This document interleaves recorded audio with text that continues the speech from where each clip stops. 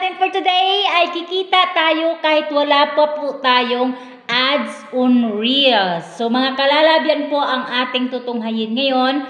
Tuturuan ko po kayo kung paano, at kung baguhan ka po dito sa aking page na to, please don't forget to follow me at i-share na rin po ang ating video na to kung nagustuhan nyo po ang aking pagtuturo. So mga kalalabs, bago po ang lahat, nagpapasalamat din po ako sa inyo dahil umabot na naman po ako sa 6,000 followers mga kalalabs.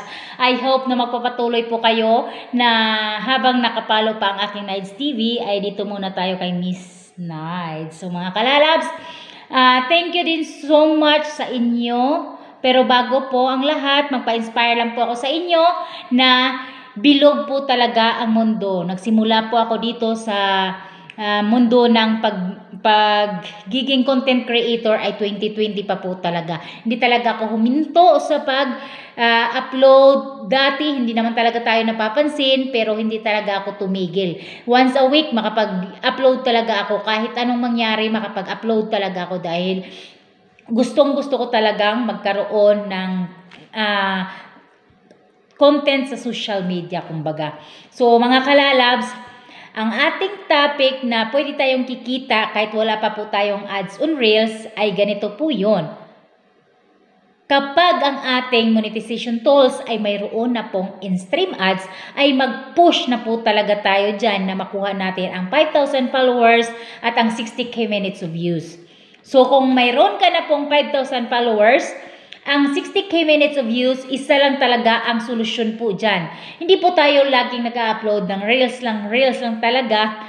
Mga kalalabs, kailangan din po talaga natin mag-live. Dahil ang live talaga ang pinakamabisang paraan para mabilis ang paghatak. Kahit naman sabihin natin, wala po tayong masyadong views or para tayong tangang nagla-live na walang nanonood. Pero mga kalalabs, after nyo naman po talagang makapag-live, mayroon talagang mga followers or mga bagong viewers na nakapanood ng inyong live. Or kaya makipag-engage po tayo sa kapwa nating creator dahil kapag tayo ay nakapag-engage, may tendency din talaga na mapanood nila ang ating mga video or dyan sa live sila makagawa ng comment or kaya makapagpanood ng ating mga videos. So mga kalalabs, huwag po tayong mawala ng pag-asa na kapag 5,000 na po tayo, dyan talaga natin i-push na makuha na kaagad ang 60k minutes of views dahil pababa po yan ng pababa ang ating watch hour kapag naabot na po natin ang 60 days na hindi pa natin naabot ang kanyang mga requirements sa in-stream ads. So mga kalalabs, kahit wala naman po ang ating ads on Reels, mas malaki ang kitaan ng in-stream ads kaysa ads on Reels. Kung hindi man tayo makachamba dyan sa ads on Reels, so good luck na lang po sa atin. Pero mas maganda din talaga na ma-invite sa ads on Reels. So yun lang po ang topic natin mga kalalabs.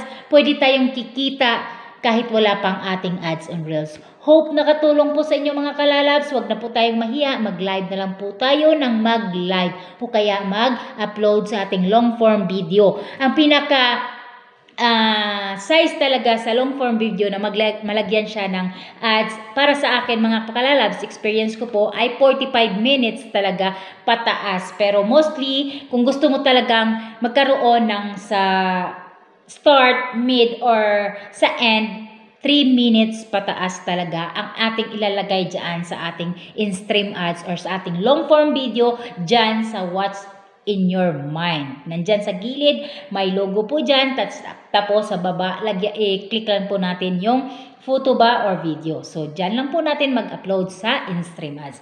So, hope nakatulong mga kalalabs. Don't forget to follow me, Miss Nides.